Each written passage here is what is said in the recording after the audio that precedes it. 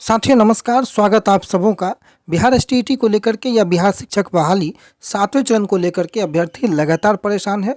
आपस में अभ्यर्थियों को उलझने के बजाय कुछ ऐसे मुद्दों पर विचार करना चाहिए या कुछ ऐसे बिंदुओं को सचिवालय तक, शिक्षा विभाग के अपर मुख्य सचिव तक या फिर मंत्री महोदय तक लानी चाहिए, जो कि टेक्निकल बातें हैं। आप सबों को पता है कि बहाली होनी है और इस बहाली में जो अभ्यर्थी 80,402 अभ्यर्थी एसटीईटी के हो या फिर सीटेट बीटेट पास प्राथमिक के अभ्यर्थी हों, हिस्सा सभी को लेना है। और एक मूल बात जो है, लगातार सीटें खाली रह जाती हैं, आम अभ्यर्थी नौकरी से वंचित रह जाते हैं, बेरोजगार रह जाते हैं। आपकी स्क्रीन के सामने ये मेरा ऑफिशियल ट्विटर हैंडल है, जो कि लेट्स ग्रो विथ रणधीर के नाम से है। इसमें मैंने अभी थोड़ी देर पहले ट्वीट किया, तब जाकर के ये वीडियो मैं बना रहा हूँ। 7वें चरण की बहाली में अधिक से अधिक लोग कैसे समाहित हो पाएँ, इसके लिए एक महत्वपूर्ण तकनीकी बिंदु जिसको लेकर के ध्यानाकर्षण बेहद आवश्यक है। मैंने यहाँ पर टैग करके सचिव महोदय को भी और सचिव महोदय तक इस बात को भी मैंने पूर्व में भी पहुँचाई है, पत्र के माध्यम से भी और साथ ही साथ डिजिटली प्लेटफॉर्म के माध्यम से भी। अब आवश्यकता है इस बात को सचिव महोदय तक पहुँचाने की, क्योंकि आपको पता है कि सीट खाली रहने का सबसे बड़ा कारण यही है कि एक ही अभ्यर्थी तीनों जगह सेलेक्ट हो जाते हैं। पूर्व में अगर आप छठे दौर की बात करें तो आपको पता है कि छठे दौर में जिस प्रकार से 90,000 सीटों पर बहाली हुई थी और मात्र 40-42 हज़ार सीटें ही भर पाई, इसका महत्वपूर्ण कारण यही था कि एक ही अभ्यर्थी हर जगह अप्लाई कर देते हैं। तो जो प्राइमरी, माध्यमिक और उच्च माध्यमिक, यानी कि प्राथमिक से लेकर के माध्यमिक, माध्यमिक से लेकर उच्च माध्यमिक, बहाली तीनों की होनी है। तो क्यों ना डिक्रीजिंग ऑर्डर में ये बहाली हो। पहले अगर उच्च माध्यमिक की बहाली हो, जो अभ्यर्थी अधिक मेधा अंक वाले हैं, अगर वो क्वालिफाई हैं उच्च माध्यमिक के उस स्पेसिफाइड सब्जेक्ट में, तो उनकी नियुक्ति उच्च माध्यमिक में हो जाएगी। तो वो स्वतः माध्यमिक और जो प्राथमिक की बहाली होगी उसमें वो हिस्सा नहीं लेंगे। परंतु अगर ये बहाली नीचे से शुरू होती है, प्राथमिक से, तो आप ये अंदाज़ा लगाएं कि प्राथमिक में अगर वो अभ्यर्थी सेलेक्ट हो जाता है तो प्राथमिक का भी सीट खत्म होगा, माध्यमिक में भी वो अभ्यर्थी अप्लाई करेगा, माध्यमिक की भी सीटें खत्म होंगी और उच्च माध्यमिक में भी तो वो अभ्यर्थी अप्लाई करेगा ही, और अंत में वो अभ्यर्थी एक ही जगह ज्वाइन करेगा, बाकी 2 जगह की सीटें खाली रह जाती हैं। आमतौर पर यही देखने को मिला है। अगर डिक्रीजिंग ऑर्डर में ये बहाली होती है तो ऑब्वियस है कि जो जहाँ पर मेधा जिसका फिट बैठेगा, कोई भी प्राइमरी में अगर कोई अभ्यर्थी है, ऑब्वियस है उसका सोच होता है कि वो सेकेंडरी में जाए, सेकेंडरी में जो अभ्यर्थी है उसकी सोच होती है कि वो हायर सेकेंडरी में जाए। इस प्रकार से आम अभ्यर्थी अगर ऑलरेडी पहले ही सीनियर सेकेंडरी में या सेकेंडरी में उनकी बहाली हो जाएगी तो वो प्राइमरी में कभी नहीं आना चाहेंगे। तो अगर पहले उच्च माध्यमिक की और उसके बाद माध्यमिक की और उसके बाद अगर प्राइमरी और मिडिल की बहाली होती है तो इससे ज़्यादा से ज़्यादा बेरोजगारों को मौका मिलेगा। ऐसा होना ज़रूरी क्यों है? क्योंकि बहाली अगर पहले माध्यमिक और उच्च माध्यमिक की हो जाए तो जो ज़्यादा मेधांक वाले हैं वो उच्च माध्यमिक में सेलेक्ट हो जाएंगे, जो उससे कम मेधांक वाले हैं उनका माध्यमिक में सिलेक्शन हो जाएगा, और जो उससे भी कम मेधांक वाले हैं, अगर जहाँ इन दोनों जगहों पर उनका सिलेक्शन नहीं होता है तो प्राइमरी में उनके पास मौका मिलेगा, वो वहाँ पर सेलेक्ट हो जाएंगे।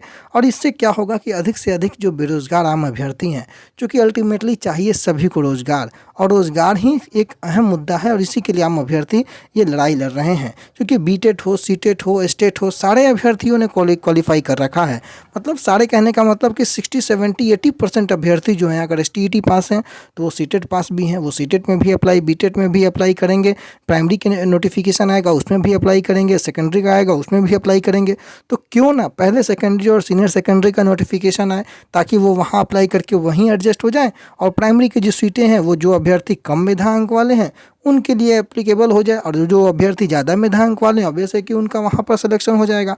क्योंकि एक ही अभ्यर्थी का हर जगह अप्लाई करना, ज़्यादा मेधा होने के कारण हर जगह वही अभ्यर्थी का चयन हो जाना, ये कहीं ना कहीं बाकी जो कम मेधांक वाले अभ्यर्थी हैं उनके साथ ये न्याय नहीं होता है, और ये जो है बिल्कुल संज्ञान में लेना बेहद आवश्यक है। और इसलिए मैंने इस बात को, इस बिंदु को उठाने का प्रयास किया।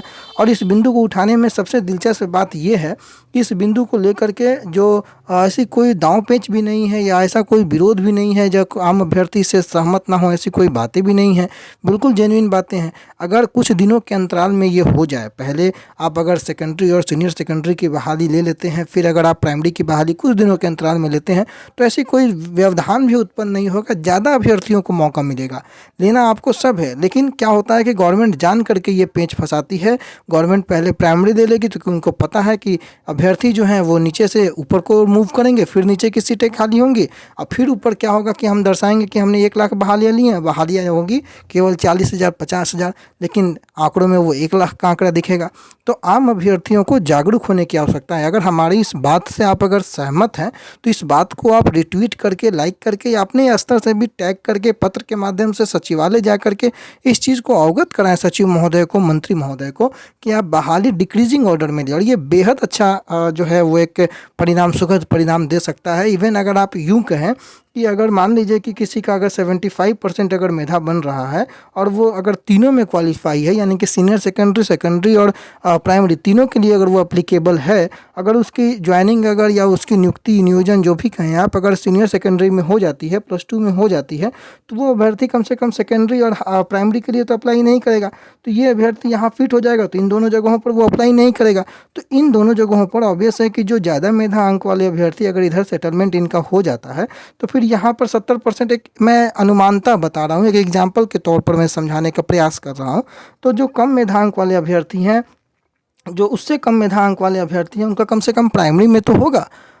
सबको नौकरी से मतलब है, बाकी किसी को यहाँ राजनीति से मतलब नहीं होनी चाहिए। जो जेन्युइन अभ्यर्थी हैं उनको राजनीति से कोई मतलब नहीं है, नौकरी से मतलब है। तो ऐसा ना हो कि भाई केवल ज़्यादा मेधा अंक वाले अभ्यर्थी ही जो है वो आगे नौकरी के लिए पात्र हों, जो जिन अभ्यर्थियों का अंक कम रह गया है, तो ऐसे मौका मिलेगा ज़्यादा से ज़्यादा अभ्यर्थियों को नौकरी प्राप्त करने का। बाकी तो जिनकी नौकरी होनी है या आगे जो अभ्यर्थी आगे बढ़ेंगे, जिसके हिसाब से, जिस प्रकार से जो सरकार ने नियम तय कर रखा है, उसी के हिसाब से लोगों को आगे बढ़ना है। लेकिन ये एक टेक्निकल बात है कि गवर्नमेंट अगर इस तरीके से कोई रूल रेगुलेशन या नोटिफिकेशन जारी करती है पहले, तो अभ्यर्थियों के हित में होगा, ज़्यादा से ज़्यादा बेरोजगार अभ्यर्थियों को आगे बढ़ने का मौका मिलेगा। और अगर ऐसा होता है तो आप ये मान करके चले कि कम से कम हर विषय में 1,000 अभ्यर्थियों से ज़्यादा अभ्यर्थियों को इससे लाभ मिलेगा। एक मैं अनुमान के तौर पर बता रहा हूँ, चूँकि ऐसे बहुत सारे अभ्यर्थी हैं, मैं बहुत कम आंकड़ा अभी बता रहा हूँ, चूँकि इस पर मैंने अभी डीपली आंकड़ों पे उतना अध्ययन नहीं किया है। मैं एक विस्तृत वीडियो इस पर लाऊंगा, परंतु जो मुझे प्राइमा फेसी इस मुद्दे को उठाना जेन्युइन लगा, इसलिए मैंने इस मुद्दे को उठाया। और रिक्वेस्ट है सभी लोगों से कि इस मुद्दे को आगे बढ़ाया जाए कि आप बहाली जो है 7वें चरण की वो डिक्रीजिंग ऑर्डर मिले, ताकि ज़्यादा से ज़्यादा अभ्यर्थियों को मौका मिले। बाकी आप लोग हमारी बात से सहमत हो तो भी, असहमत हो तो भी, आप हमारे Twitter handle let's grow with Randhir, आप यहाँ जा करके जो है ट्वीट कर सकते हैं, रिट्वीट कर सकते हैं, आप लाइक कर सकते हैं, अपनी जो बातें हैं, अगर आप सहमत हैं तो भी, असहमत है तो भी आप लिख सकते हैं, दर्शा सकते हैं। जो शिक्षा विभाग के अपर मुख्य सचिव हैं, उन तक अपनी बातों को पहुंचाने का यह बेहद आसान तरीका है। और अगर इन बातों से आप इत्तेफाक रखते हैं तो आप बिल्कुल हमारे साथ जुड़े, इस बात को आगे बढ़ाने में हमारी मदद ज़रूर करें। धन्यवाद।